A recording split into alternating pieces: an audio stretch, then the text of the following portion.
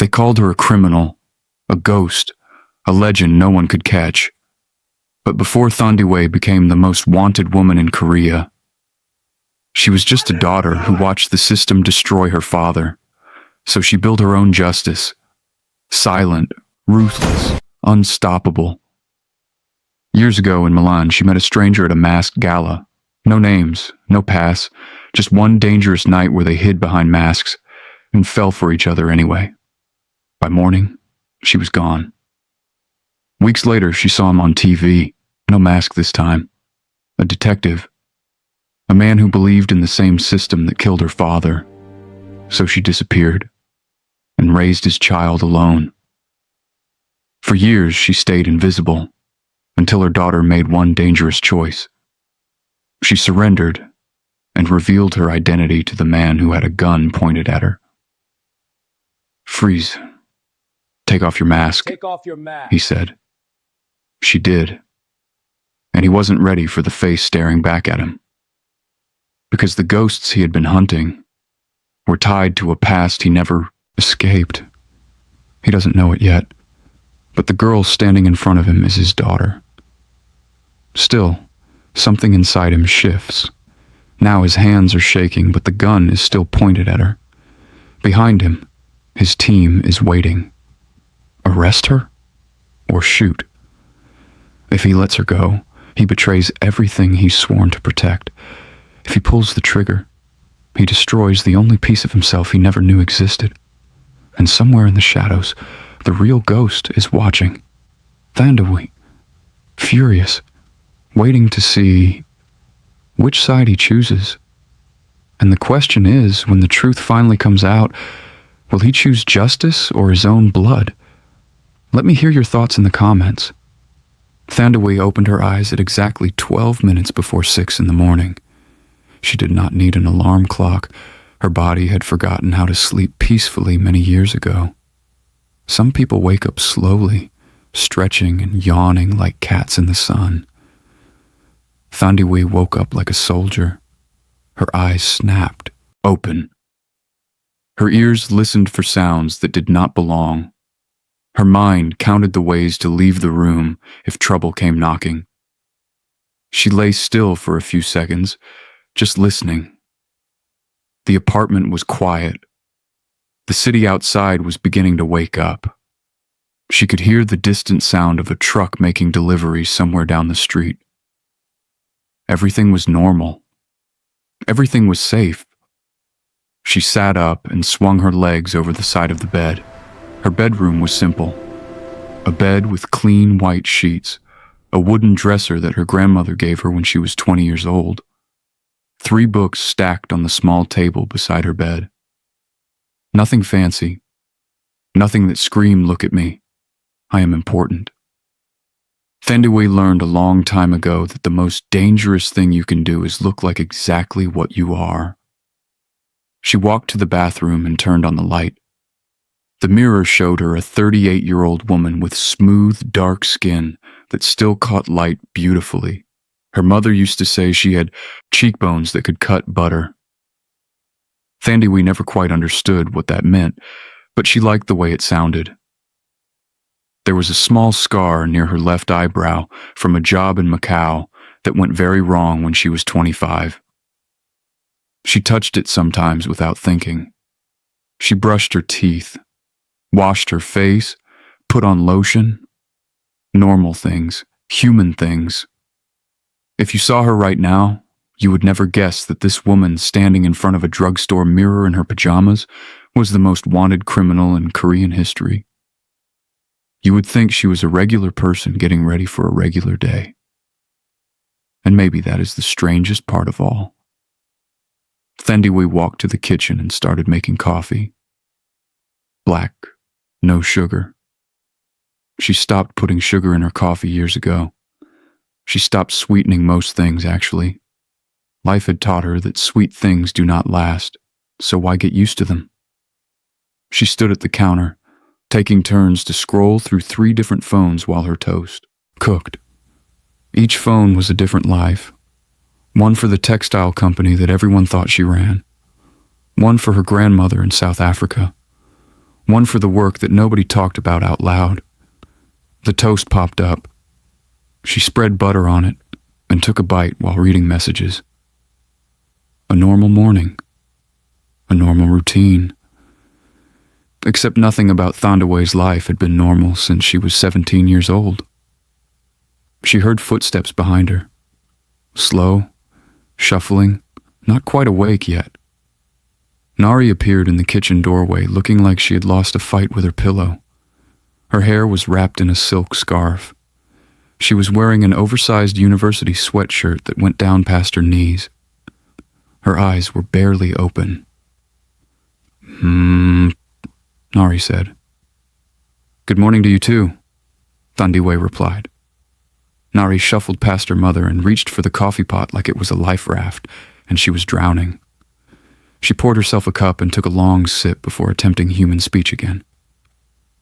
What time is it? Almost 6. Why are you awake? Why am I awake? Why does morning exist? Thandiwe smiled. Her daughter was many things. A genius with computers, fluent in 4 languages, sharp enough to sit in business meetings before she was old enough to drive, but in the morning, before coffee, she was just a grumpy teenager who hated the sun. We have the meeting at 3, Nari said, suddenly sounding more awake. Her brain was turning on. The security rotation changes at 3:42. We have a 7-minute window. I know. The backup entrance has a new keypad, 6-digit code, not 4. I know. I already cracked it. The code is 883521. The security guy uses his daughter's birthday for everything, which is honestly embarrassing for a security guy. Thandiwe looked at her daughter. 19 years old, half South African, half Korean. A face that carried pieces of 2 worlds and belonged fully to neither. She had her mother's cheekbones and her smile, but her eyes were different. Her eyes belonged to someone else entirely. Someone Thandiwe tried very hard not to think about. Anything else? Thandiwe asked. Nari grinned over her coffee cup. Just checking if you are getting old and forgetful. I am 38. Like I said, old. Thandiwe gave her daughter a look that would make most people apologize immediately and run away. Nari just winked and took another sip of coffee. This was their relationship. Sharp words wrapped in soft love. Jokes that sounded like insults, but were really just their way of saying, I care about you. They understood each other in ways that did not require explanation. Thandiwe finished her toast and put the plate in the sink. I am leaving in 20 minutes. Are you coming to headquarters today? After class. I have that boring lecture at 9 that I could teach better than the professor, but I go anyway. So people think I am a normal university student. Are you a normal university student? Nari laughed. Mother, I have never been normal a single day in my life, and that is your fault. She was right. Thandiwe knew she was right, but she also knew that Nari would not trade her strange, complicated, dangerous life for anything in the world. The girl had grown up knowing that the world the public sees is not the real one. She had bodyguards who doubled as tutors. She spent her summers with her great-grandmother in South Africa, learning things that were definitely not in any school textbook, and she had turned out remarkable. Thandiwe arrived at her company headquarters an hour later. From the outside, it looked like exactly what it claimed to be. A converted warehouse in the Seongsu neighborhood of Seoul. Big windows, brick walls, the kind of building that young creative types like to use for fashion shoots and art galleries. The first floor actually did textile work. Real machines, real fabric, real workers making real products. Thandiwe walked through the production floor every morning, greeting people by name. Good morning, Mrs. Kim. How is your daughter feeling? Did the medicine help? Mr. Park, did your son pass his exam? I told you he would do fine. Soo-young, your hair looks beautiful today. Did you do something different? She remembered details about everyone. Birthdays, children's names, health problems, dreams and worries. This was not an act. She genuinely cared about these people. They were not just cover for her real business. They were community. They were family in the way that people become family when you share meals and struggles and ordinary days together. But then she took the back elevator to the 3rd floor. This floor looked completely different. Maps covered the walls, with photographs connected by strings of different colors. 3 people sat at computers, running traces and searches that Thandiwe did not ask about. Screens glowed, with information that could put people in prison if it ended up in the wrong hands. And on the largest screen, connected by video call from Cape Town, South Africa, sat grandmother Mamakit. She was 75 years old. Her face was lined with age, but her eyes were sharp enough to cut through steel. She had the kind of presence that made rooms feel smaller when she entered them. Cold like a mountain is cold, not cruel, just fundamental. She had been born in a time and place where softness got you killed, and she had never learned to be any other way. "You are 4 minutes late," Mamaket said. "Traffic?" Thandiwe replied. Her grandmother did not believe her, but she let it go. "We have new information. The Kim family in Busan. The factory shutdown left them with nothing. 63 workers, no severance pay. The owner transferred all his money to an offshore account 3 days before the announcement." Thandiwe pulled up a chair and sat down. "Do we have the access to the account?" "We will by this afternoon." "And the owner?" "Living very comfortably in a very expensive apartment, pretending he did nothing wrong." This was the real work. The work that made them legends. The work that made the Korean public fall in love with ghosts they had never seen. For years, Thandiwe and her team had been doing what the legal system could not or would not do. They found people who stole from ordinary citizens. They took back what was stolen. They returned it to the people who deserved it. The newspapers called them the Ghost Family. Nobody knew their faces, nobody knew their names, but everybody knew their work. "What about the big one?" Thandiwe asked. Mamakit's expression shifted slightly. "Still on schedule. All the pieces are in place. We move in 3 weeks." The big one. The job they had been planning for 8 months. A billionaire named Choi Sung-ho, who had built his fortune by destroying communities.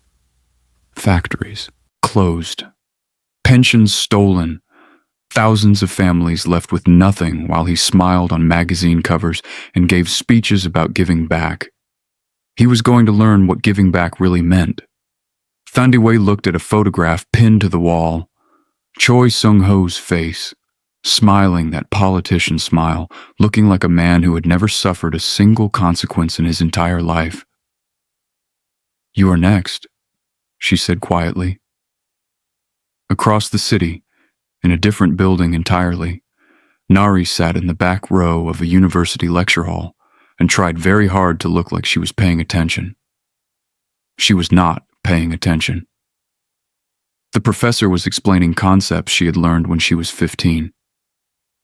She could probably teach this class better than he could, and she was not even bragging, just stating a fact.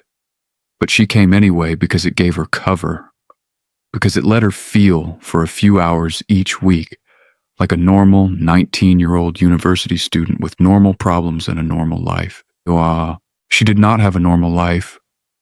She had never had a normal life, and most of the time, she did not mind. But sometimes, sitting in a room full of people her own age who were worried about exams and relationships and what to eat for lunch, she felt the gap between herself and everyone else like a physical distance. She knew things they would never know. She had seen things they would never see. She could do things that would make their heads spin. and she was very, very lonely. The lecture ended. Students gathered their things and filed out, chattering about weekend plans and assignment deadlines. Nari packed her bags slowly, not eager to push through the crowd. A boy stopped beside her desk, tall, good-looking, wearing an expensive watch that he probably bought to impress people. He smiled like he expected everyone to smile back. "Hey, Nari, right? Want to grab coffee?" She looked at him. Really looked. Noticed the way he stood, like he had never been told no in his life. Noticed the confidence that came from having everything handed to him. Noticed that he had not actually asked a question so much as made an assumption. "No," she said, and walked away. She did not owe explanations. She did not owe politeness to people who expected her to be flattered by their attention. She did not owe anyone anything. Min-jun was waiting outside the lecture hall. 33 years old, built like a swimmer, fluent in 4 languages. Officially, he was just another mature student taking classes. Unofficially, he was her bodyguard, her martial arts tutor, and the closest thing she had to an older brother. "How was class?" he asked as they walked toward the parking lot. "Mind numbing. Learn anything?" "I learned that the professor has coffee stains on his shirt from 3 different days this week and really needs to invest in darker colored clothing." Min-jun laughed. It was a nice sound. Warm. He was one of the few people who got to hear the real Nari, the one who made jokes and complained about boring things and acted like a regular teenager instead of whatever she had to be for the rest of the world. They got in the car. Min-jun put on an old jazz station because he knew she liked it. He did not ask where her mind was. He did not try to fill the silence with chatter. He just drove and let her think. Nari stared out the window at Seoul passing by. The streets were busy with people living their lives, shopping, working, meeting friends, normal people with normal days. She thought about her father. She had known about him since she was 16 years old. Her great-grandmother, Mamoke, told her during a summer visit to Cape Town. They were sitting in the garden, drinking tea, when Nari asked the question she had been carrying for years. "Who is my father?" Mamoke had looked at her for a long moment. Then she had gone inside and come back with a folder. Photographs, newspaper clippings, printed, articles from the internet. "His name is Lee Jae-won," Mamoke said. "He is a senior figure in Korean law enforcement. Your mother met him 20 years ago in Italy, and she never told him about you." Nari had looked at the photographs. A man in a suit, giving speeches. A man receiving awards. A man with a serious face and kind eyes. Eyes that looked exactly like hers. Why did she not tell him? Mama Kit's expression had been complicated, sad and angry and understanding all at once. Because when your mother met him, she was 18 years old. Her father had been dead for 1 year, murdered by the same institutions this man dedicated his life to serving. She saw him on television, talking about justice and making the world better, and she could not trust him. She was too broken, too angry, too afraid. Nari had understood. She did not agree, but she understood. For 3 years now, she had been watching Lee Jae-won, reading about his work, watching clips of his speeches, studying his face for pieces of herself. She had his eyes. She looked in the mirror and saw a stranger who was also somehow half of everything she was. Her mother did not know that she knew. Her mother thought the secret was still safe, but Nari had been keeping her own secret for 3 years now, waiting for the right moment. She had a plan. She was going to meet her father, one way or another. In an office building in a different part of Seoul, Lee Jae-won stood in front of a whiteboard covered in photographs and strings and dead ends and wondered if he was chasing ghosts. He was 42 years old, tall, serious face, the kind of man who looked like he had been born wearing a suit. He had spent 20 years in law enforcement, working his way up from street-level investigations to one of the most senior positions in the country. He had received awards, given speeches, been profiled in magazines as an example of what dedication and integrity looked like. And for 3 years now, he had been trying to catch the ghost family. He was failing. The whiteboard told the story of his failure. 3 years of investigation, hundreds of interviews, thousands of hours of work. And what did he have to show for it? Nothing. Not a single arrest, not a single face, not even a real name. It should have made him angry. Sometimes it did. But more often, standing here in the quiet of his office, after everyone else had gone home, he felt something closer to respect. The ghost family was good. Better than good. They were artists. They stole from billionaires who had stolen from ordinary people, and they returned every penny to the communities that had been robbed. They exposed corruption that legal systems could not touch. They did the things that Jae-won wished he could do but was not allowed to. And that was the problem. He understood them. He understood the anger that drove them. He had seen the legal system fail people over and over again. He had watched guilty people walk free while innocent people suffered. He knew better than most that justice was not always just, but vigilante justice was still vigilant justice. Today, they went after someone who deserved it. Tomorrow, maybe someone who did not. Who decided? Who drew the line? Once you accepted that individuals could take the law into their own hands, where did it end? These were the things he thought about late at night when he could not sleep. These were the questions that kept him coming back to this whiteboard, staring at photographs of nothing, trying to find answers that did not exist. Detective Park Soo-yeon knocked on his door frame. 40 years old, sharp, one of the few colleagues who had been with him from the beginning of this investigation. "You are still here," she said. It was not a question. "So are you." "I was leaving. Then I saw your light was still on." She came into the office and looked at the Masui whiteboard. "Any new revelations?" "None." "You know what I think?" "You were going to tell me anyway." Park smiled. "I think they have the public's loyalty because the public loves them. Nobody talks because nobody wants to, not because they're scared, because they are grateful." "I know. So maybe that should tell us something." Jae-won looked at her. "Do not start. I am just saying, maybe the reason we cannot catch them is because they are not really the bad guys here. Maybe the real bad guys are the billionaires they keep exposing. That is not how the law works. No. But maybe that is how justice works."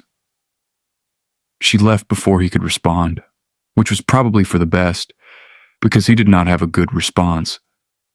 She had put her finger on the thing he could not say out loud, the doubt that lived in the back of his mind and refused to leave. What if they were right? What if the ghost family was doing what the system should have done all along? He pushed the thought away. He had to. Because if he let himself believe that, then everything he had built his life on would crumble. Later that night, Jae-won went home to an apartment that was clean and organized and completely empty of personality. He had lived here for 7 years. There was nothing on the walls, no photographs, no art, no evidence that a real person lived here instead of a very tidy robot. He made dinner. Something healthy that his nutritionist had recommended. He ate it standing at the kitchen counter, staring at nothing, thinking about everything. His mind went where it always went when he was alone and his defenses were down. Milan. 20 years ago. A different life, a different version of himself. He had been 22 years old, working undercover at an international summit. His job was to protect the Prime Minister while pretending to be a private businessman. Simple enough. Blend into the crowd, watch for threats, do not get noticed. Then she walked in. Even now, 2 decades later, he could remember exactly how she looked. A black dress that moved like water when she walked, a mask that covered half her face but could not hide her eyes. Confidence in every step, like the entire evening had been arranged specifically for her. She was the most beautiful woman he had ever seen. But it was not just beauty. There was something underneath, something that looked like armor worn so long it had become skin. He watched her stop at the champagne table. He watched himself walk toward her before his brain caught up to his feet. They talked for hours. She told him stories about her life that he knew, even then, were not entirely true. He told her things about himself that were closer to truth than he usually allowed. They laughed. They argued about small things that did not matter. They stood on a balcony and watched the lights of Milan spread out below them like scattered jewels. She smiled at him, smiled at Alfat once. Just once. And it was different from all her other smiles. Less controlled, more surprised, like something had escaped before she could catch it. He fell in love with that smile. They had one night together. No last names, no phone numbers, no promises about tomorrow. In the morning, she was gone. He never found her. He never even knew her real name. But he had spent 20 years looking for that smile in everyone he met, and he had never found it again. Jae-won finished his dinner and put the plate in the sink. He turned off the lights and went to bed. He dreamed about a woman in a black dress. He dreamed about a smile that was real. And somewhere across the city, in a safe house that did not exist on any map, Thandiwe lay awake thinking about the same night, the same smile, the same moment that had changed everything. She was 18 years old when she walked into that gala in Milan. Just a child, really, even though she had not felt like a child in a long time. Her father had been dead for 1 year. Her grandmother had spent those 12 months teaching her how to survive in a world that would never stop trying to destroy her. She had a job to do that night, steal files from the Prime Minister's security detail. Simple enough. Smile at the right people. Be memorable in the right ways. Let them look at her face so they would not watch her hands. She was good at the job. She was good at many things because she had to be. Because being good was the only thing that kept her alive. Then she saw him. He was trying so hard to look casual, trying so hard to blend in. But she had been trained to spot people who were hiding things, and this man was definitely hiding something. He stood where he could see everyone without being seen. He counted exits the way she counted exits. He was working, just like she was. But when he looked at her, something strange happened. He forgot to be professional. His whole face changed. He looked at her like she was a problem he wanted to solve, a mystery he wanted to understand. He looked at her like she was real. Nobody had looked at her like that in a long time. They talked for hours. She lied to him about almost everything because lying was safer than truth. She told him her name was something it was not. She told him stories about a life she had invented on the spot. She was so good at lying that she sometimes forgot what the truth even was. But somewhere in the middle of all those lies, something real slipped through. He told her why he believed in justice. Not the polished speech he probably gave at conferences, but the real reason. He had grown up watching systems fail everyone he loved. He wanted to change things. He wanted to matter. And instead of laughing at him, instead of telling him he was naive and foolish and would learn better eventually, She found herself thinking, maybe he means it. Maybe there are still good people left. They ended up on a balcony. The city lights spread out below them. She was cold, and he took off his jacket and put it around her shoulders without even thinking about it. Such a small thing. Such a simple gesture. But nobody had taken care of her in a long time. Nobody had noticed she was cold and done something about it. She had spent a year learning to take care of herself because there was nobody left to take care of her. And this man, this stranger, this person she was supposed to be deceiving, had looked at her and seen that she was cold and given her his jacket. She almost cried. She did not cry, but she almost did. "I should go," she said. "Probably," he said. Neither of them moved. "This is a bad idea," she said. "Definitely," he said. She smiled at him. And this time, it was real. Completely real. No masks, no performance. Just her. Whoever that was anymore. His face changed when he saw that smile. Like he was memorizing it. Like he was saving it somewhere safe. They had one night together.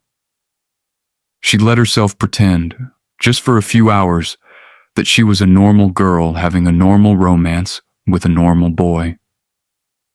She let herself forget about her father, about her grandmother, about the life waiting for her outside this bubble of time. In the morning, she left before he woke up. She had to, because staying would have meant explaining, and explaining would have meant telling him the truth, and the truth would have destroyed whatever fragile, beautiful thing had happened between them. She went back to her grandmother. She did not look back. 2 weeks later, she found out she was pregnant. Thandiwe stared at the ceiling of her bedroom, 20 years later, still remembering. Still carrying the weight of that choice. She had intended to find him. She really had. She had his first name. She had his face burned into her memory. She could have tracked him down. Then she saw him on television. He was receiving an award. Something to do with justice reform. He stood under bright lights and gave a speech about believing in good people and wanting to make real change. "It's him," she had said to her grandmother. Mamukid had watched her face and said nothing, and Thandiwe had made her choice. This man believed in the system. He had dedicated his life to the same institutions that had destroyed her father, the police, the courts, the justice that was not justice at all. He stood up there talking about making a difference while the people who had murdered her father walked free. How could she trust him with her most vulnerable secret? How could she hand him her child and hope he would not destroy them both? She was 18 years old. Her father had been dead for 1 year. She was still having nightmares about the headlines, the courtroom, the moment when they told her he was gone. She was too broken, too afraid, too angry. So she made her choice.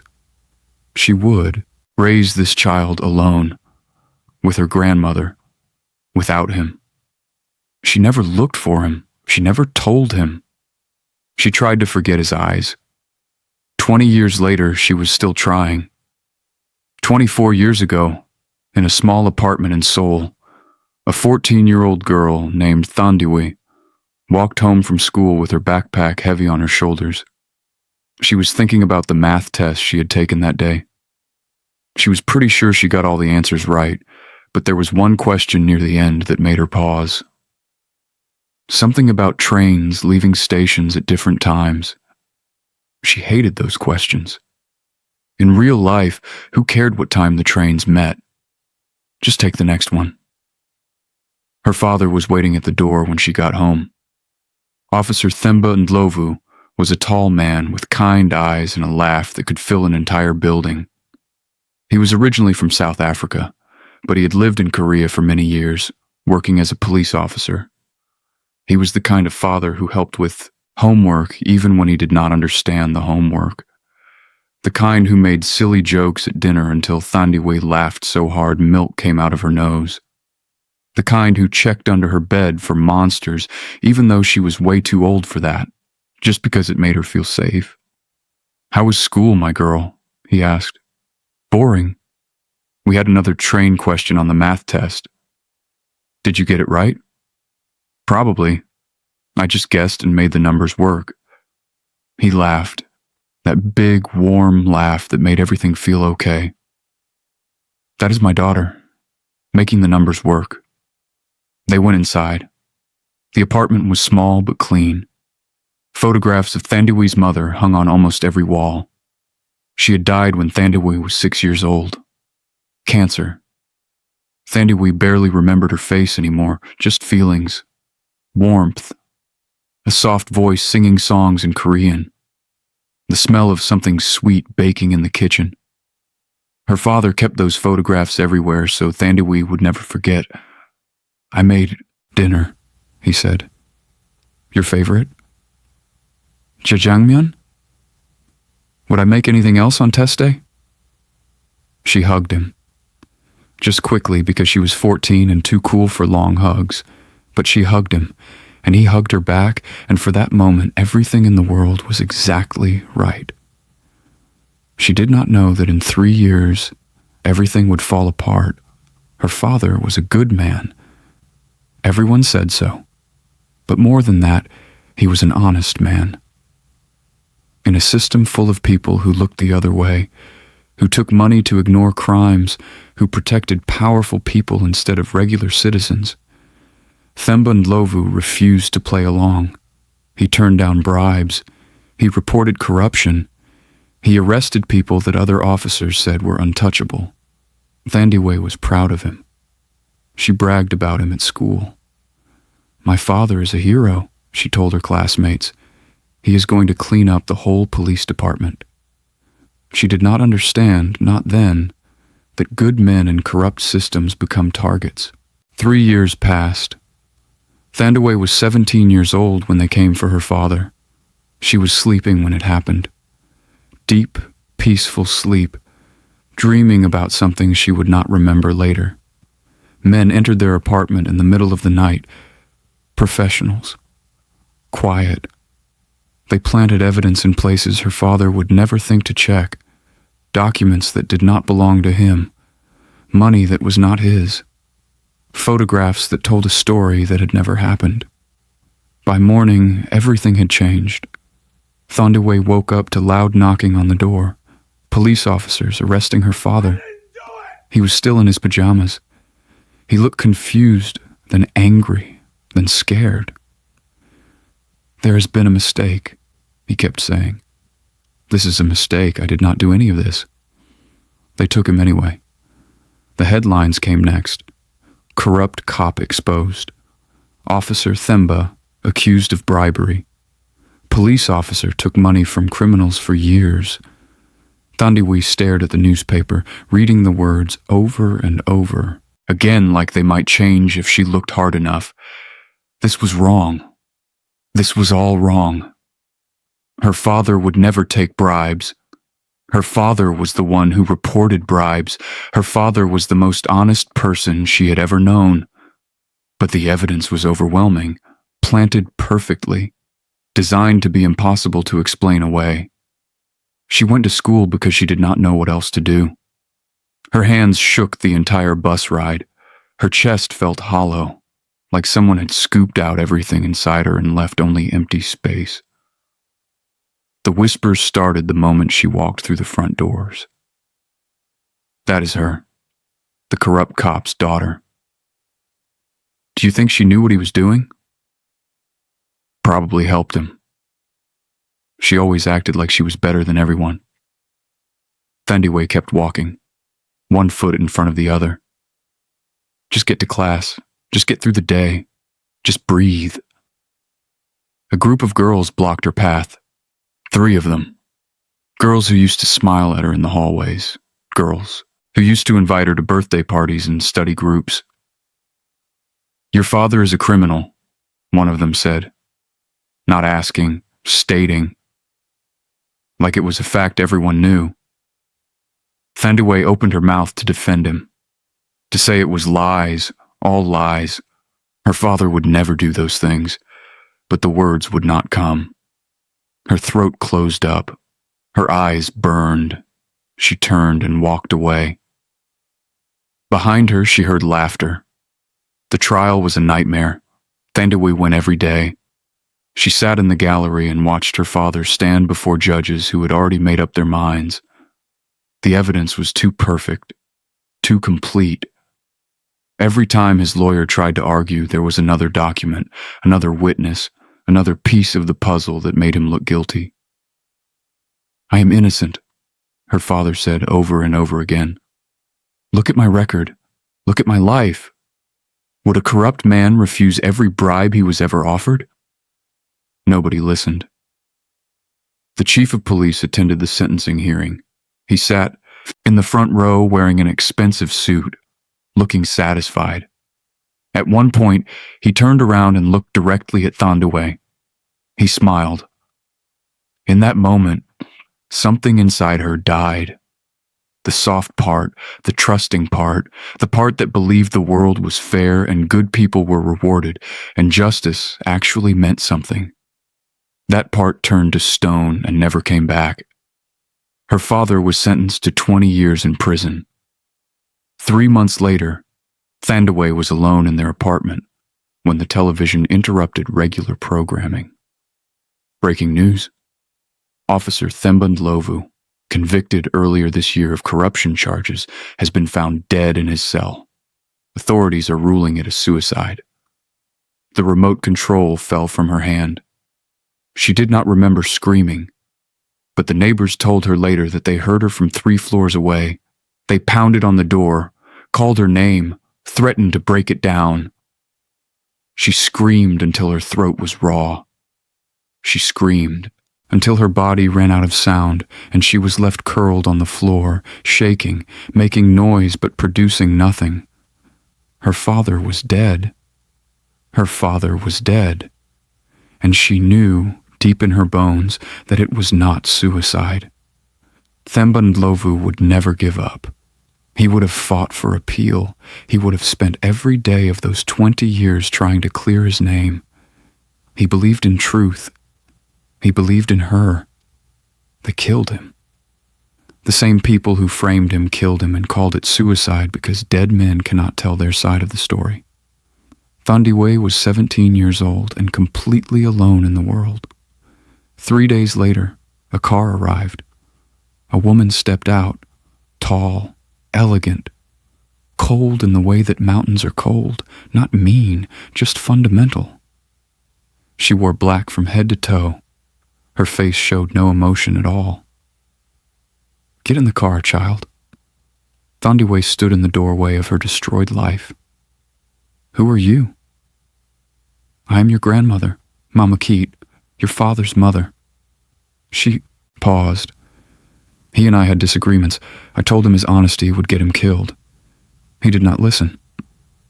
Her eyes swept over Thandiwe, seeing everything. "You look like him." "I am nothing like him." "Good." Mama Cat held out her hand. "Then maybe you will survive." Thandiwe looked behind her, at the empty apartment, at the photographs of her mother, at the life that no longer existed. She took her grandmother's hand. She never looked back. Mama Keat did not try to comfort her.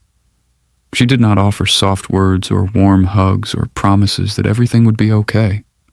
She was not that kind of grandmother. Instead, she trained her. Languages first: Spanish, Italian, French, Dutch, Mandarin. Thandiwe learned them all, one after another, until she could switch between them without thinking. Then other things. How to read a room full of strangers and know who was dangerous. How to walk into any situation and make people believe whatever story she told them. How to smile with one hand while stealing with the other. How to survive. "The world broke you," Mama Cat told her once. "Good. Now I will put you back together stronger. You will never be broken again." It was not kindness, but it was love. Thandiwe understood that even then. Her grandmother had watched her own son get destroyed by his honesty. She refused to let the same thing happen to his daughter. 1 year later, Thandiwe was 18 years old. 1 year since her father died. 1 year with her grandmother. 1 year of training and learning and becoming someone new. She went to Milan for a job, a gala, important people, classified files that needed to be stolen. She did not expect to meet anyone. She did not expect to feel anything. She had spent a year learning to not feel things because feelings were weaknesses, and weaknesses got you killed. Then she saw him, and everything she thought she knew about herself turned out to be wrong. 2 weeks after Milan, Thandiwe sat in a bathroom in her grandmother's house, staring at a pregnancy test. Positive. She was 18 years old. Her father had been dead for 1 year. She was carrying the child of a man whose last name she did not even know. For a long time, she just sat there, the test in her hand, her mind completely blank. She had been trained to handle crisis situations. She had been taught to think clearly when everything was falling apart, but this was different. This was not a problem she could solve with quick thinking and clever hands. This was a baby. His baby. She intended to find him. That was her first thought. He deserved to know. Whatever happened next, he deserved to know he was going to be a father. She had his first name. She had his face burned into her memory. She could track him down. Then 3 days later, she saw him on television. The program was some kind of awards ceremony. Important people in suits giving speeches about making Korea a better place. Thandiwe was not really paying attention until a familiar face appeared on screen. It was him. Lee Jae-won, the announcer said, receiving recognition for his work in law enforcement and justice reform. He stood under bright lights, looking exactly like she remembered. Serious face, kind eyes, that same sincerity that had made her trust him even when she knew better. He gave a speech. "I still believe there are good people left in the world," he said. "People who genuinely want to make real change. I am one of them." Thandiwe stared at the screen.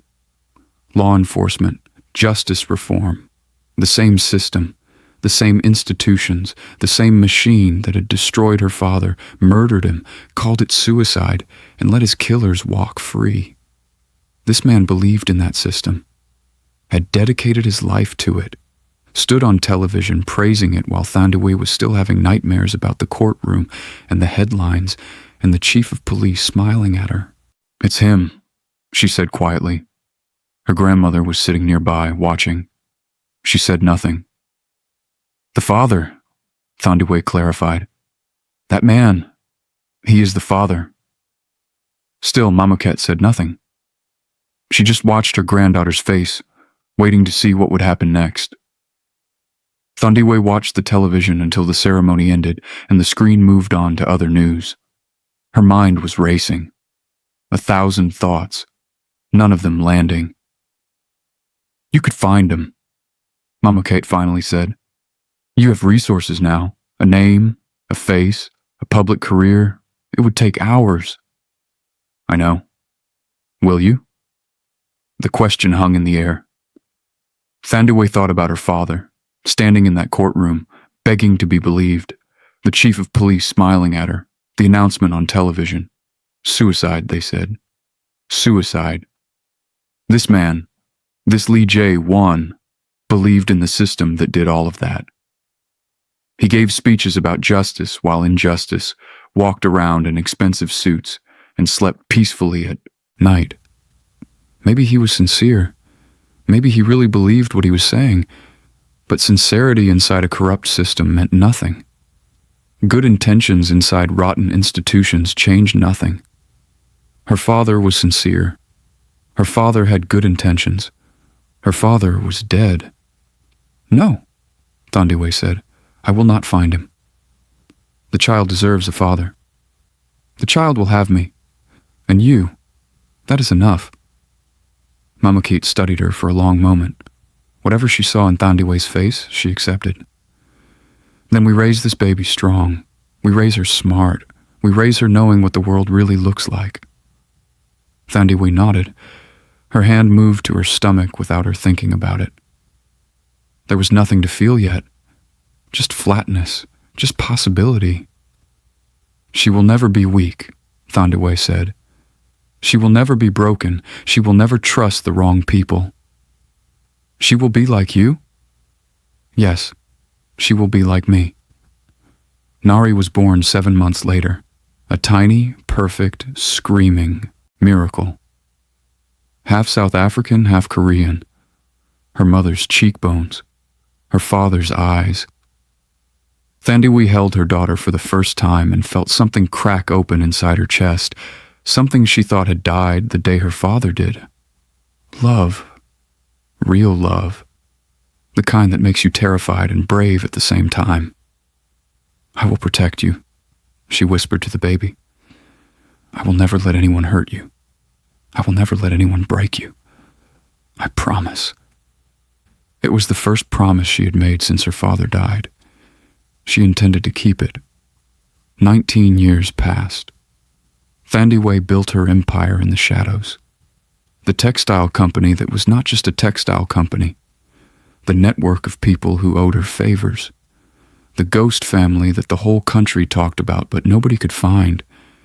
And then, 6 months before the present day, they pulled off the job that made them legends. His name was Choi Sung-ho, billionaire, philanthropist, magazine cover regular, the kind of man who smiled for cameras while destroying lives behind closed doors. 32 factories closed in 10 years, pensions reorganized until they vanished completely.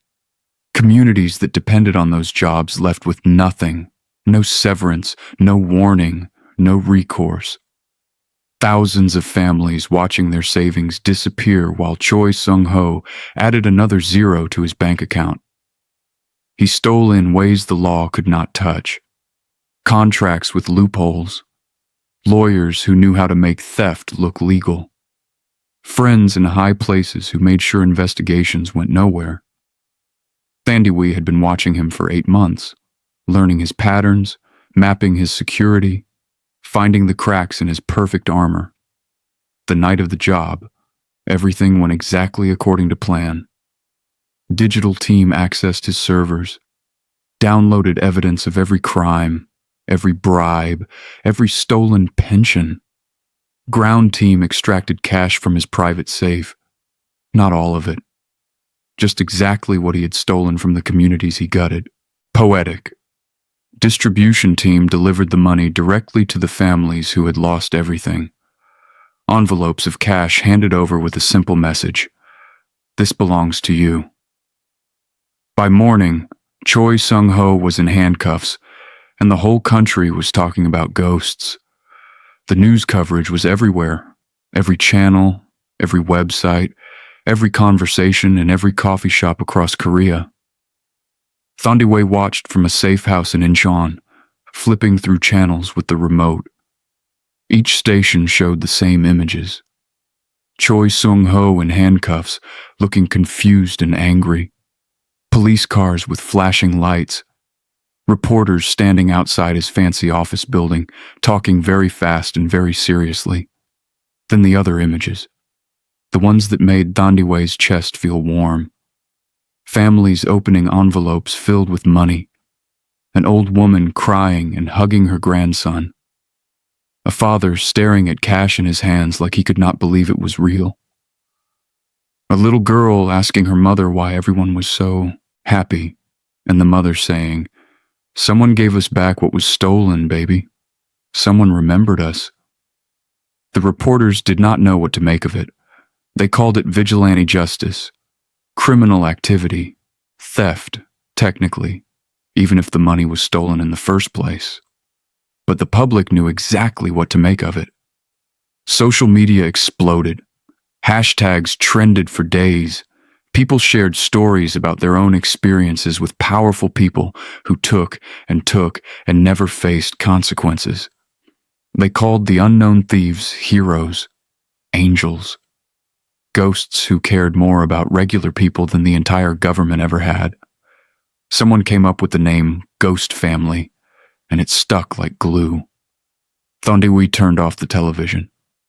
The safe house was quiet. Most of her team had gone home to rest after the long night.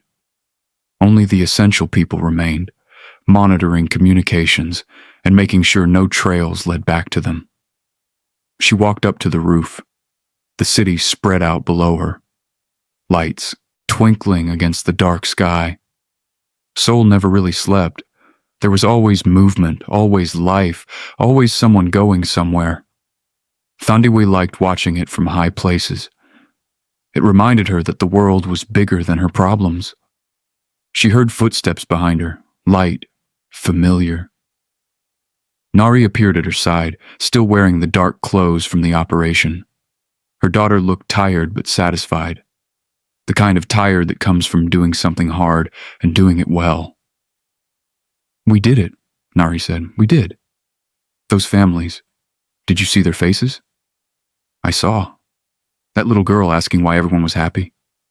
Nari's voice got softer. "That is why we do this, right? That little girl." Thandiwe looked at her daughter. 19 years old. So young in some ways. So old in others. She had grown up knowing things that most people never learned. She had seen the ugly truth behind pretty lies. And somehow, despite all of that, she still believed in helping people. "Yes," Thandiwe said. "That is why." They stood in silence for a while. The wind was cool but not cold. Somewhere in the distance, a siren wailed and faded. "Mom," Nari said, "can I ask you something?" "You can ask me anything." "Do you ever wonder what Dad would think about all this?" Thandiwe's whole body went still.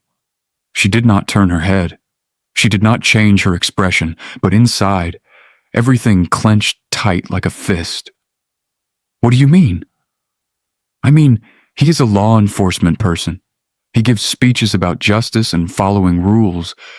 And we are, you know." Nari gestured vaguely at the city below. "Criminals, technically. Do you ever wonder if he would understand? Or if he would hate what we do?" Thandiwe was quiet for a long time. She had thought about this. Of course she had thought about this. In the 20 years since Milan, she had imagined 1,000 different conversations with him. Explanations, arguments, confessions. But she had never actually had any of them.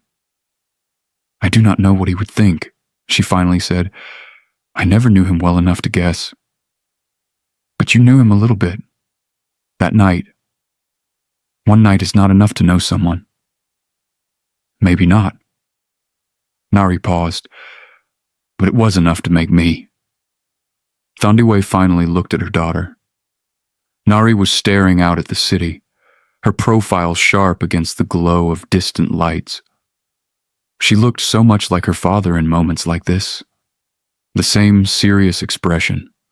The same thoughtful eyes. "Why are you asking about him now?" Nari shrugged. "Just thinking. We did something big tonight. Something that matters, and I guess I wondered if he would be proud or disappointed. Both? Neither?" "Nari.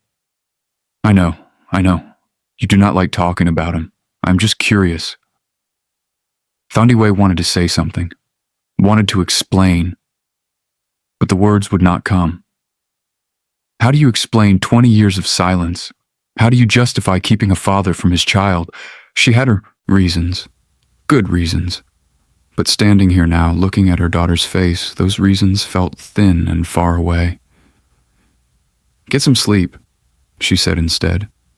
"We have cleanup to do tomorrow." Nari nodded.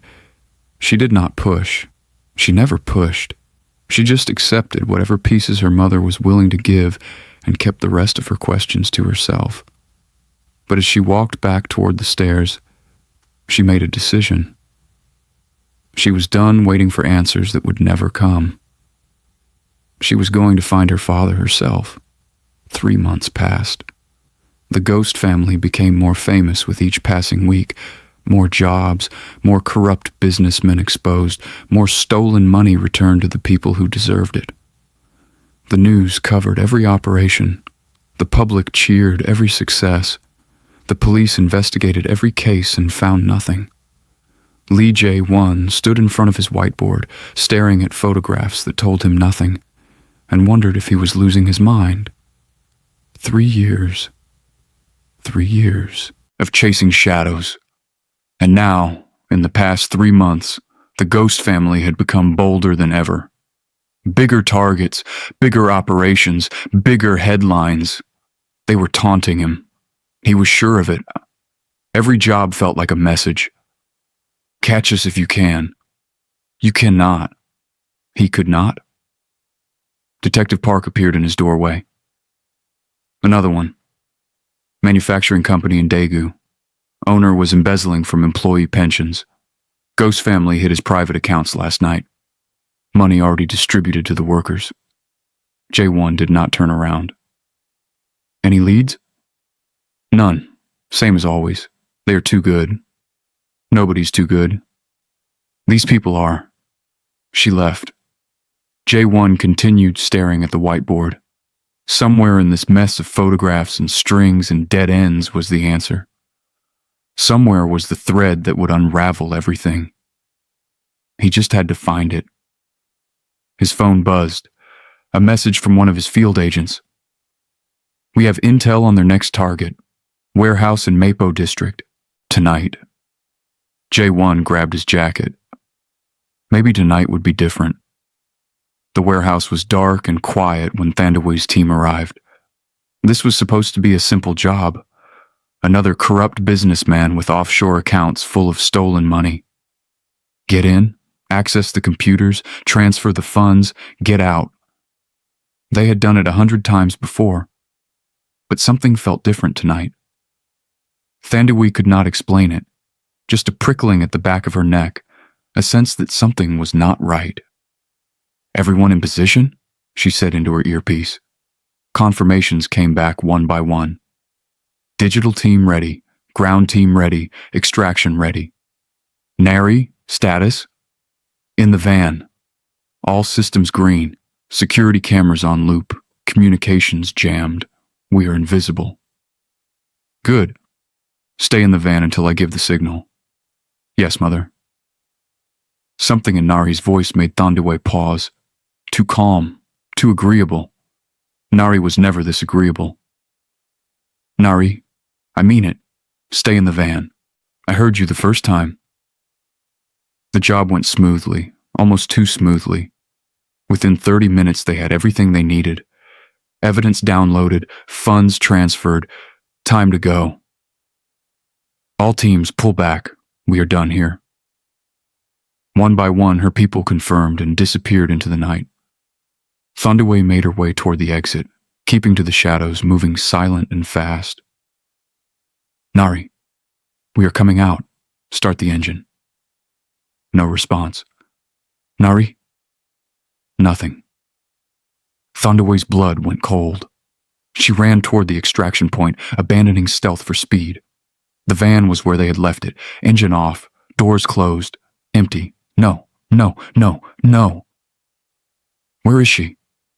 Thandiwe grabbed Min-jun by the shoulders. Where's my daughter? Min-jun's face was pale. I do not know. She was here. She said she needed to check something. She went back inside. She went back inside? I tried to stop her. She would not listen. Thandiwe turned toward the warehouse, and then she heard them. Sirens, getting closer, lots of them. We have to go, Min-jun said, now before they surround us. I am not leaving without her. Thandiwe, if we get caught, we cannot help her. We have to go. We come back for her. He was right. She knew he was right. But every part of her screamed against leaving her daughter behind.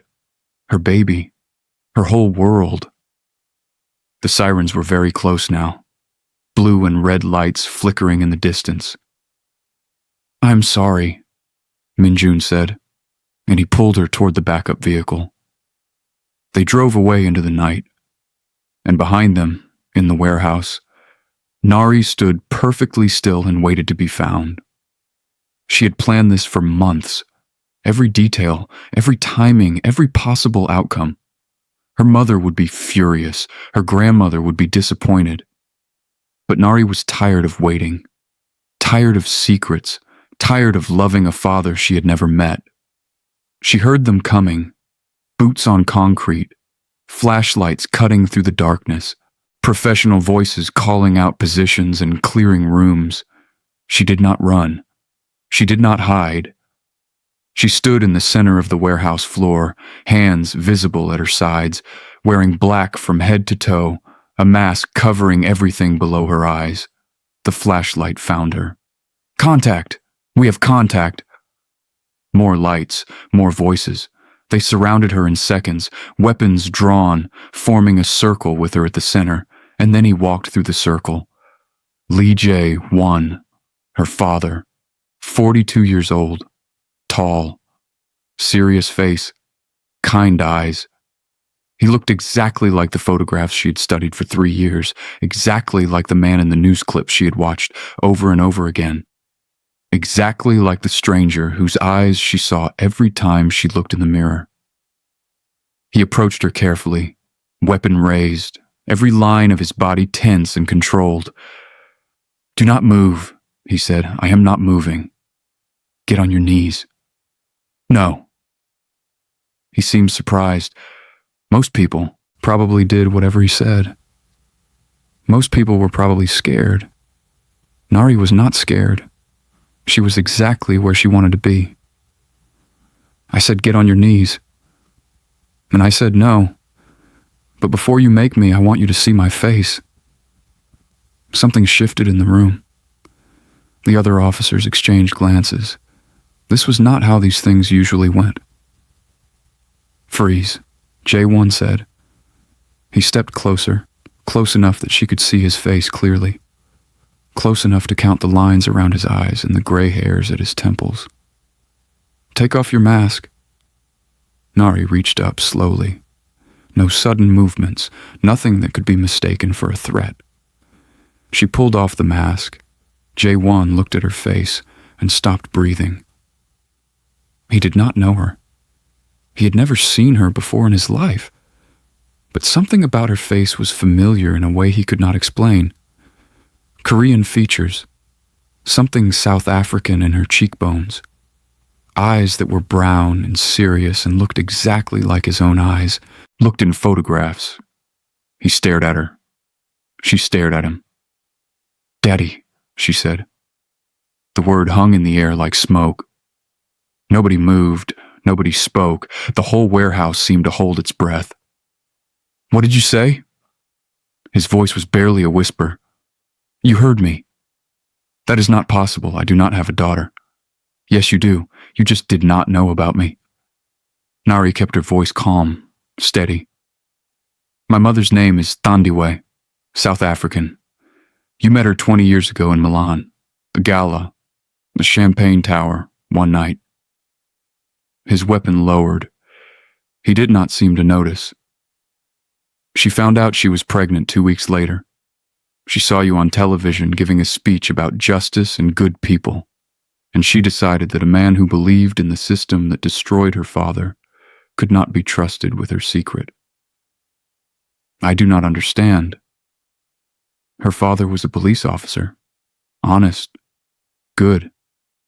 He was framed by corrupt people in the department and murdered in prison. She was 17 when it happened. She never forgave the system that did that to him, and you were part of that system.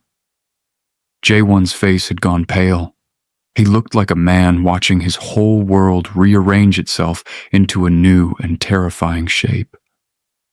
"So she never told you. She raised me alone, with my grandmother. And I grew up knowing your face, but never your voice. knowing your name but never your laugh, knowing that somewhere out there I had a father who had no idea I existed. Why? He managed. Why are you telling me this now? Nari smiled. It was a sad smile. The smile of someone who had carried a heavy thing for a very long time. Because I am tired of you being a stranger. Because you are my father and that should mean something. And because whatever happens next, I think we should face it together. The officers behind Jae-won were frozen. None of them had been trained for this. None of them knew what to do when a suspect claimed to be the boss's secret daughter. Jae-won just stood there, looking at the girl in front of him, looking at her eyes, which were his eyes, looking at her face, which carried pieces of a woman he had loved for one night 20 years ago and never forgotten. What is your name? He asked. Nari. It means lily. My mother picked it because lilies grow in difficult places and still turn out beautiful. His eyes were wet. He blinked hard, trying to maintain composure. He was a professional. He had spent 20 years being a professional, but this moment was not in any training manual. Nari, he repeated, like he was trying out how it felt in his mouth. Hi, Dad, she said softly. Nice to finally meet you. Across the city, Thandiwe sat in a car that was not moving and stared at a phone that was not ringing. Minjun was beside her, silent. He knew better than to speak right now. He had known Thandiwe for 7 years. He had never seen her like this. She was always calm, always in control, always 3 steps ahead of everyone else. Right now she looked like a woman watching her whole world burn. She is not answering, Thandiwe said. Why is she not answering? Her earpiece is off. Either she turned it off or they found it. They have her. They have my daughter. The words felt impossible. Nari had been beside her since birth. Nari was the one thing in Thandiwe's life that was pure and good and worth protecting. And now she was gone. In the hands of police. In the hands of the system that destroyed everything Thandiwe ever loved. We will get her back, Minjun said. We have resources, we have contacts, we will find a way. They do not know who she is. Not yet. She is just another member of the ghost family to them. That is good. That means she is not a special target. Unless she tells them. Thandiwe's voice cracked. Unless she tells them who her father is. Minjun was quiet. He did not know about Nari's father. Almost nobody did. But he knew Thandiwe well enough to understand that this was bigger than a simple arrest. What do we do? Thandiwe closed her eyes. Her mind raced through options. Rescue operations, legal strategies, people who owed her favors. But none of it felt right. None of it felt fast enough or safe enough or certain enough. Her phone buzzed. She looked at the screen. A news alert. Breaking news. Her heart stopped. Ghost family member captured in Mapo warehouse raid. Suspect in custody. She clicked on the article, read the first paragraph, read it again. Then she saw the second headline. Lead investigator Lee Jae-won removed from case. Details unclear. Removed from case. Why would he be removed from case? Unless he did something wrong. Unless something happened during the arrest that compromised his position. Unless Nari told him the truth. No, Thandiwe whispered. No, no, no. What did you do, baby? What did you do? 3 hours later, the DNA results arrived. Jae-won sat in a gray room in a gray building, staring at a piece of paper that changed everything. The numbers blurred in front of his eyes. He read them over and over again, hoping they would say something different. Probability of paternity, 99.97%. He had a daughter. He had a daughter for 19 years and never knew. She was born 7 months after Milan. She grew up without him. She learned to walk and talk and read and ride a bicycle, and he missed all of it because nobody told him she existed. He should be angry. Part of him was angry, but mostly he just felt hollow, empty, like someone had scooped out his insides and left nothing but questions. The door opened. His supervisor walked in looking extremely uncomfortable. "We need to talk." "I know. This situation is complicated." "I know. The subject of your 3-year investigation turns out to be your biological daughter. The defense will use this. The media will use this. The entire case is compromised." "I did not know." "That does not matter. What matters is the optics. What matters is the integrity of the investigation." His supervisor paused. "You need to step down." Jae-won looked up. "Step down? Let someone else take over. Remove yourself from the case. Resign if necessary." 20 years. Jae-won had given 20 years to this institution. He had missed weddings and funerals. He had sacrificed relationships. He had believed, truly believed, that he was making a difference. And now, when things got complicated, they wanted him to disappear. "Resign," he repeated, quietly, cleanly, before this becomes a bigger scandal than it already is. Jae-won stood up. He picked up the DNA results and folded them carefully. He put them in his pocket. "Fine," he said. "I resign." He walked out of the building that had been his second home for 2 decades. He did not look back. The next morning, Thandiwe made her choice. She put on a simple black dress, no disguises, no tricks, no masks, just herself. Thandiwe Ndlovu, daughter of a murdered police officer, mother of a captured teenager, the most wanted woman in Korean history. Minjun blocked her path. "This is crazy. You cannot just walk into a police station. Watch me. They will arrest you. That is the idea. You will go to prison, maybe forever. My daughter is in there. My daughter gave herself up so she could meet her father. And now she is alone and scared, and I will not leave her there one more minute. There has to be another way. There is no other way. I am the leader. I am the story. They want the ghost family? Here I am. They can have me. They can put me on trial. They can do whatever they want, but they have to let her go." Minjun stared at her. In 7 years of working together, through dozens of dangerous operations, he had never once seen Thandiwe look afraid. She looked afraid now, but she was going anyway. "Tell my grandmother," Thandiwe said.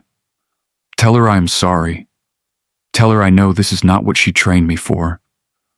But some things are more important than survival."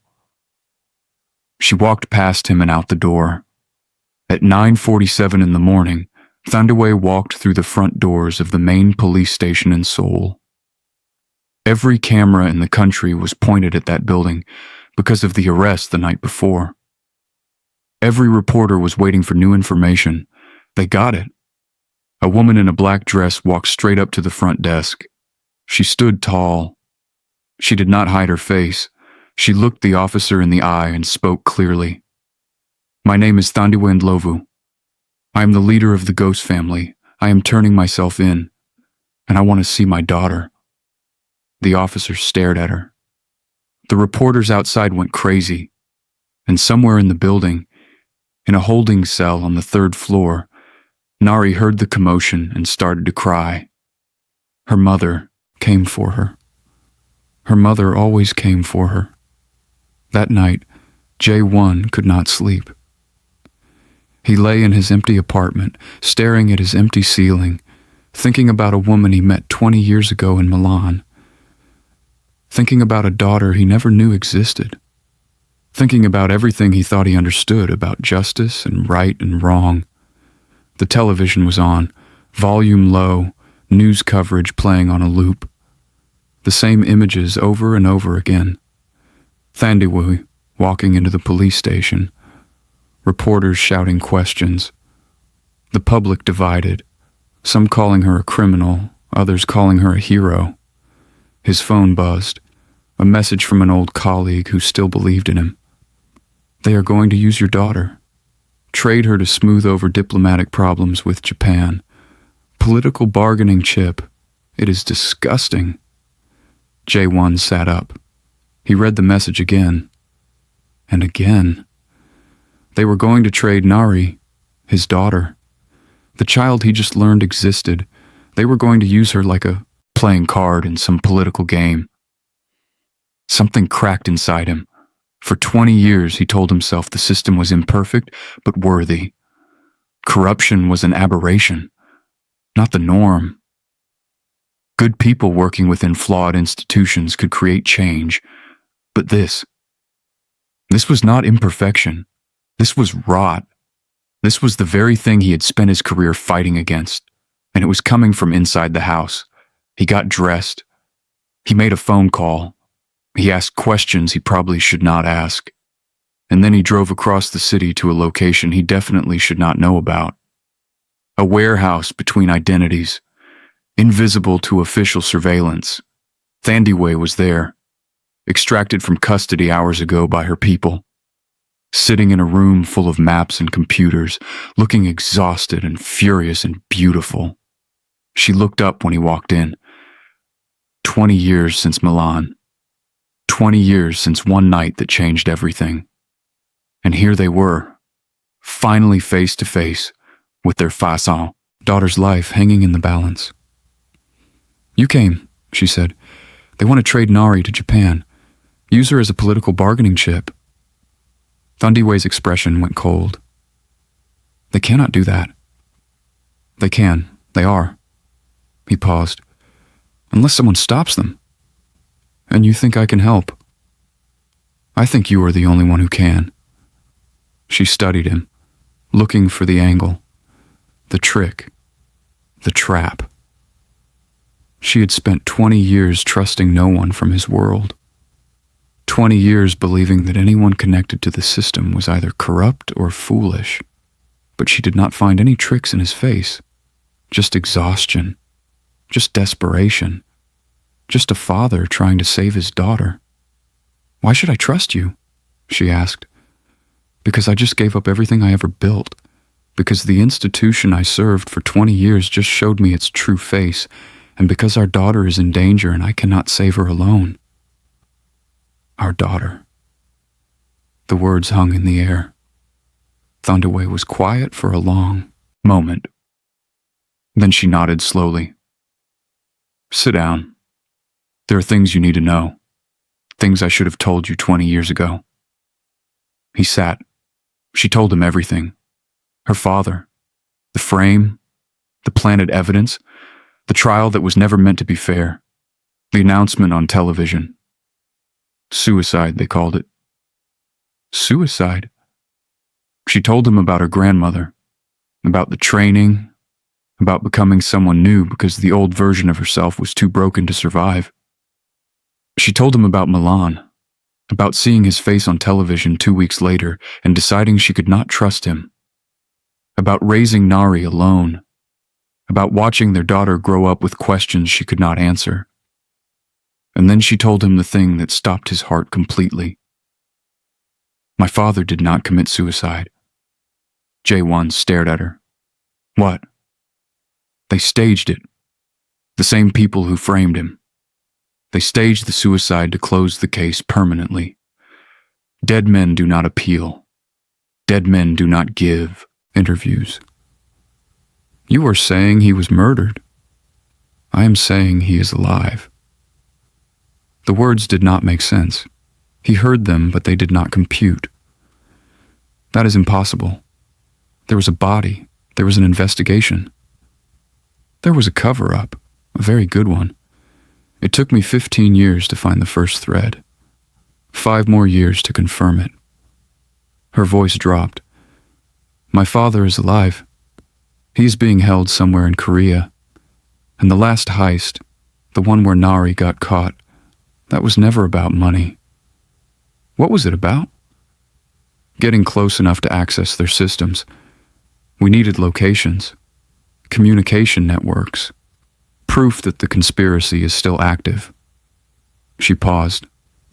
Nari staying behind was not part of the plan. She made her own choice. She wanted to meet me. She wanted to trust you. She wanted to believe her father might be one of the good ones. Thandiwe's voice cracked slightly. Even after everything I taught her, she still believes in people, Jae-won thought, about the girl in the warehouse. Her steady voice, her fearless eyes, the way she stood there and told him the truth like it was the simplest thing in the world. She is remarkable, he said quietly. She's the best thing I ever did.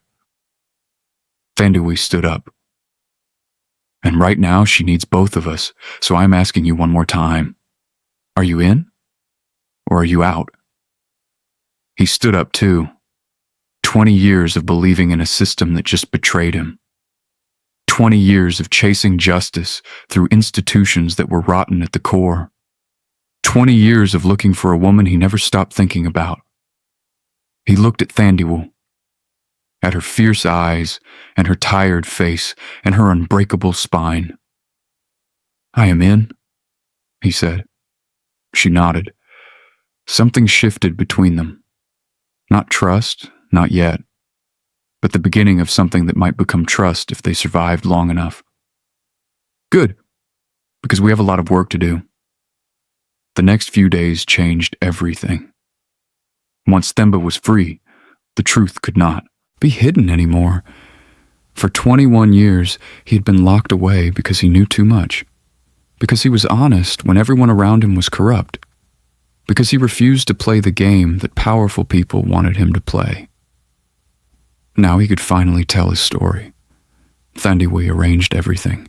Safe houses, lawyers, journalists she trusted. Every detail planned with the same precision she used for her biggest operations. But this was not a heist.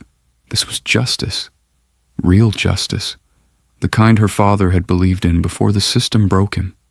Themba sat in front of cameras and told the world what happened. He told them about the night evidence was planted in his home while his daughter slept.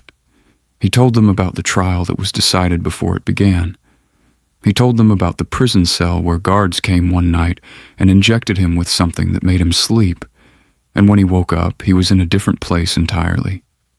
A place where nobody knew his name, a place where he was supposed to disappear forever.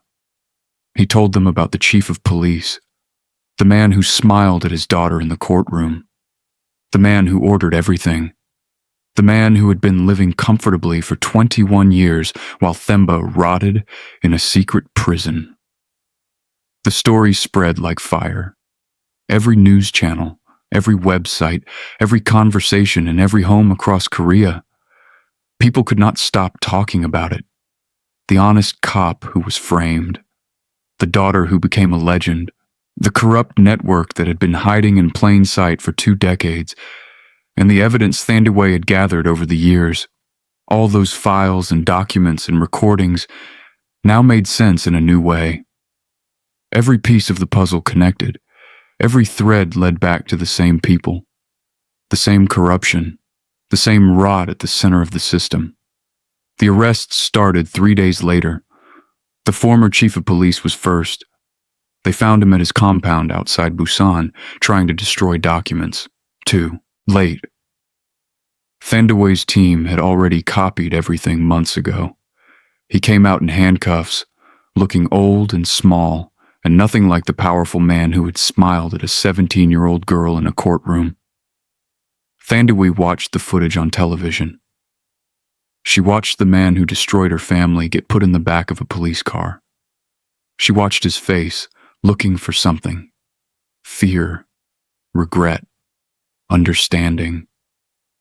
She did not find any of those things. He just looked confused, like he could not believe this was happening to him, like he had been so powerful for so long that he forgot he was human like everyone else. How do you feel? Jae-won asked. He was sitting beside her in the safe house watching the same footage. I do not know yet. That is okay. I thought I would feel happy or relieved or something. What do you feel? Thandiwe considered the question. She had been carrying this weight for 21 years, the anger, the grief, the burning need for justice. It had shaped everything she did, every choice she made, every person she became. And now it was over. Empty, she finally said. I feel empty. Like I have been holding my breath for 21 years and I finally exhaled and now I do not know what to do with my lungs. Jae-won nodded. He understood. He had spent 20 years building his life around the same institutions that had just been exposed as corrupt. His whole identity had been wrapped up in being a good officer, a good investigator, a good servant of justice. And now he had to figure out who he was without all of that. Maybe empty is okay for now, he said. Maybe empty makes room for something new. She looked at him. This man who had been a stranger for 20 years, this man who was her daughter's father, this man who had given up everything he believed in because his family needed him. Maybe, she said. More arrests followed. A dozen officials connected to the conspiracy, judges who had been paid to deliver certain verdicts, police officers who had looked the other way, business people who had profited from keeping secrets. The secret prison compound was shut down. Other prisoners were found, other people who had been disappeared because they knew things they were not supposed to know. Other families reunited after years of believing their loved ones were dead. The ghost family's crimes were quietly dropped. No prosecutor wanted to pursue charges against people who had just exposed the biggest corruption scandal in modern Korean history. The public would not stand for it. The ghost family were heroes now, official ones. Social media exploded with support. People marched in the streets, not in protest, but in celebration. Signs that said, "Thank you, ghost family," and "Justice finally," and Themba was right. Thandiwe watched it all from a distance. She was not ready to be public yet. Not ready to show her face to the world that had been hunting her for years, that would come later. Maybe, if she decided she wanted it. For now, she just wanted to rest. 1 week after the arrests, Thandiwe found her father sitting alone in the garden of the safe house. It was a small garden, nothing fancy, just some flowers and a bench and a tree that provided shade in the afternoon. But Themba sat there every day for hours, just looking at the sky. She sat down beside him. "How are you feeling?" she asked. "Strange. Good strange, but strange." He took a deep breath. For 21 years, I could not see the sky without bars in the way. I could not feel the wind without walls blocking it. I could not hear birds without listening for guard footsteps at the same time. And now? Now I sit here and I look up and there is nothing between me and the clouds. Just air. Just freedom. His voice got thick. I forgot what that felt like. Thandiwe leaned her head on her father's shoulder. Something she used to do when she was a child. Something she had not done in 21 years. "I missed you," she said. "Every day, every single day. I missed you too, my girl. I thought about you constantly, wondered what you were doing, who you were becoming, if you were happy. I was not happy, not for a long time. But I was strong. Grandmother made sure of that." Themba laughed softly. "My mother. Still as terrifying as ever, I assume. She sends her love. She will be here next month. I'm looking forward to it, and also slightly afraid." That is the correct response. They sat in comfortable silence for a while. The sun was warm, the birds were singing. Somewhere in the house, Nari was laughing at something Minjun said. "Tell me about him," Themba said eventually. "About who?" "The father of my grandchild, Jae-won. I have watched him this past week. He seems like a good man, but I want to know what you think." Thandiwe considered the question. What did she think about Lee Jae-won? He believed in the wrong things for the right reasons. He dedicated his life to a system that was corrupt, but he did not know it was corrupt. He thought he was helping people. And now? Now he knows the truth. And instead of defending the system, he helped destroy it. She paused. He gave up everything he built because his daughter needed him. Because I needed him. Because it was the right thing to do. That takes courage. Yes, it does. Do you love him? The question caught her off guard. She opened her mouth to say no, of course not. She barely knew him. But the words did not come out. Did she love him? She thought about Milan. About one night, 20 years ago, when she was broken and scared and he made her feel safe.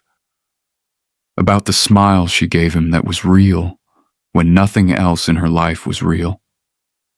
She thought about this past week, working beside him, planning with him, watching him learn to be a father to a daughter he never knew existed, watching him hold Nari when she cried, watching him sit with Themba for hours, just listening to stories. She thought about the way he looked at her when he thought she was not watching, like she was something precious, like she was worth protecting. I do not know, she finally said. Maybe. I think maybe I could, if I let myself. Why would you not let yourself? Because I have been hurt before. Because trust is hard. Because loving someone means giving them the power to destroy you. Themba put his arm around her, just like he used to do when she was small and scared and the world seemed too big. My girl, you have spent 21 years being strong, being careful, being untouchable, and I'm so proud of what you have accomplished.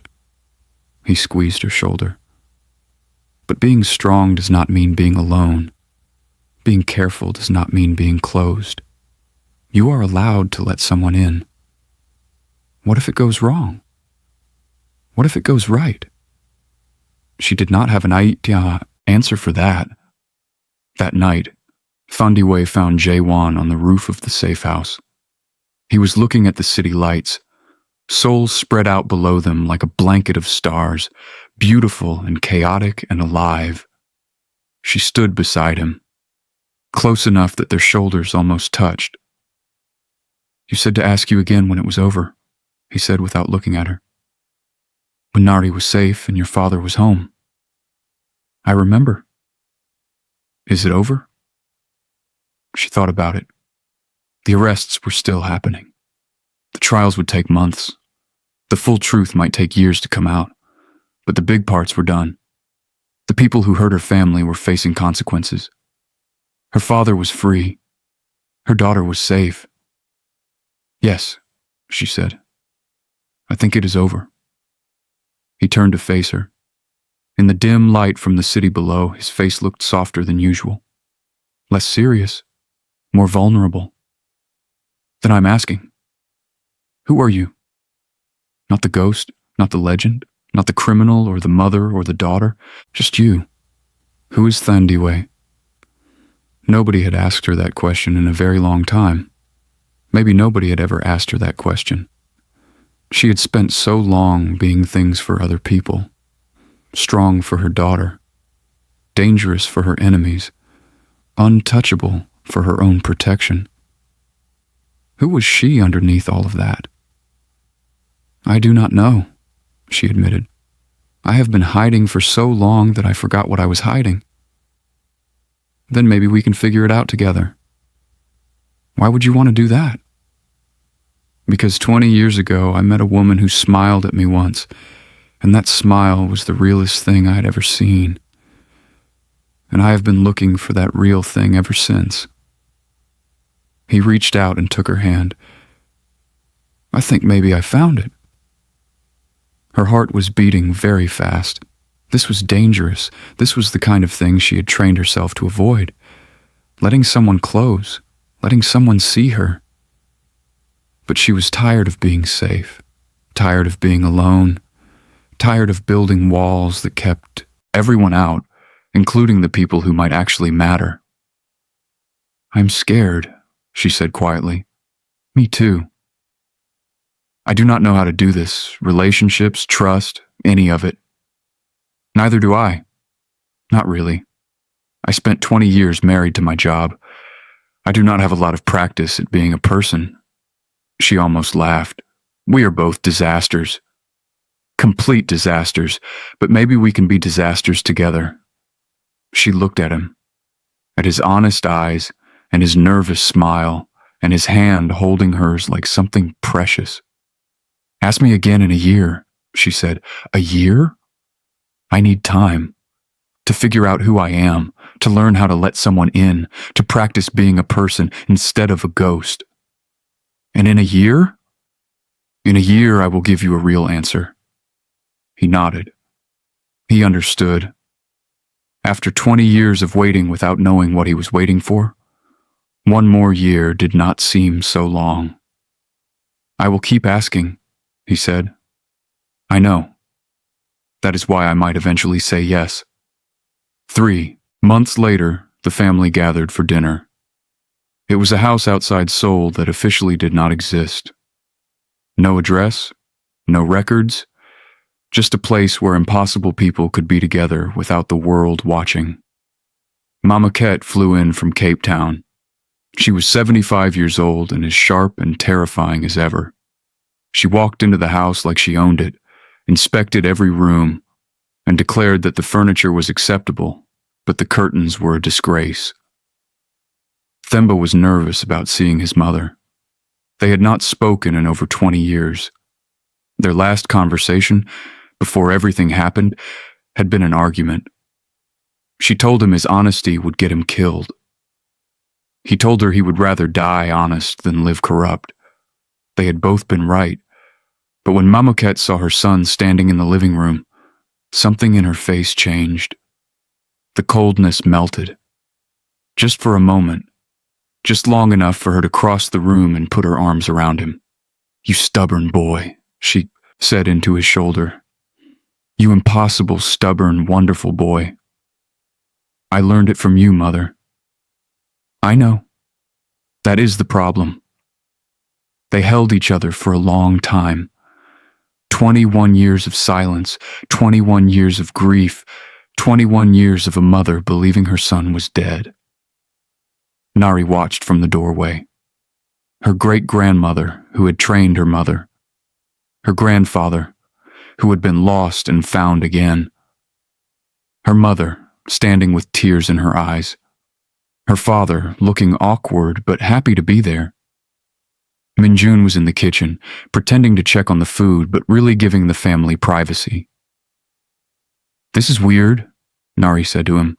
"Very weird. 3 months ago, I did not have a father or a grandfather.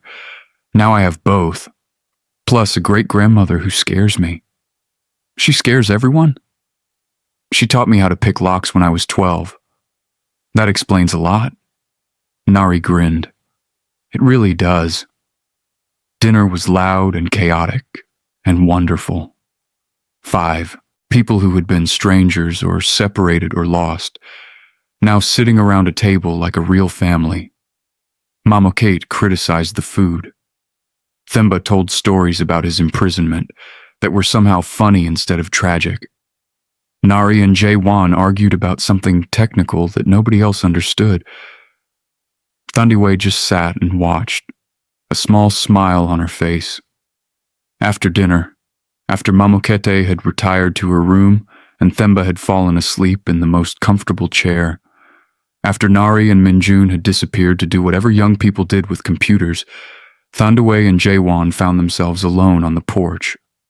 The sun was setting, orange and pink and purple spreading across the sky like spilled paint. "So," he said, 3 months down, 9 to go. "You were counting?" "Every day." She laughed, a real laugh, the kind she had almost forgotten how to make. "That is either romantic or creepy. I have not decided which.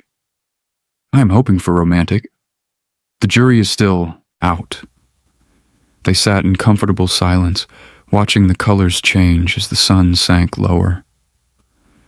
"I talked to some people," Jae-won said eventually, "about what I want to do next, now that I am not a law enforcement officer anymore. And I think I want to help expose corruption, but from the outside this time, working with communities instead of institutions, helping people who do not have power fight against people who have too much." Thandiwe raised an eyebrow. "That sounds familiar." "I learned from the best. If you are going to steal my methods, you should at least credit the source. I will put a footnote in all my reports, methods borrowed from the notorious ghost family." She smiled. He smiled back. Inside the house, through the window, they could see their family. Mamokete had apparently woken up and was lecturing Themba about something. Nari was showing Minjun something on her tablet, both of them laughing. "We made that," Thandiwe said, softly. "That girl. That brilliant, stubborn, wonderful girl. We did. She's the best thing I ever did. She's the best thing I never knew about." He paused. "I'm sorry I was not there, for all of it. The first steps, the first words, the first everything. You did not know. I should have looked. Your grandmother was right. I was afraid. I did not want to be found. I made that choice." She sighed. "We both made mistakes. We both did things wrong, but we are here now. That has to count for something. It counts for everything." Through the window, Nari looked up and saw her parents on the porch. She made a face at them, the kind of face teenagers make when adults are being embarrassing. Thandiwe made a face back. Nari laughed and returned to her tablet. "She is going to be trouble," Jae-won observed. "She already is trouble. She gets it from both of us. A terrifying combination. The world is not ready." They sat together as the last light faded from the sky. Not touching, not talking, just being. Two people who had found each other after 20 years of separation. Two people who were learning how to be human again. "Thank you," Thandiwe said eventually. "For what?" "For coming. For helping. For giving up everything you built because we needed you." She paused. "For not giving up on that smile you saw 20 years ago. It was a really good smile." "I know." She turned to look at him. "Maybe, when the year is up, I will show it to you again. I will hold you to that. I know you will."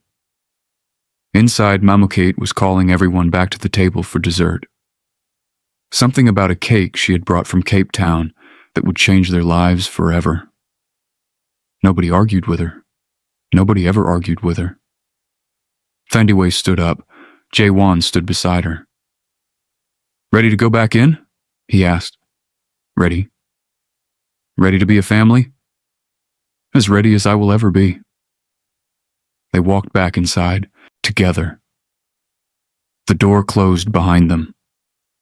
And somewhere in the city below, the ghosts that had haunted Seoul for years finally faded away, not because they were gone, but because they did not need to hide anymore. They had found what they were looking for all along. Home.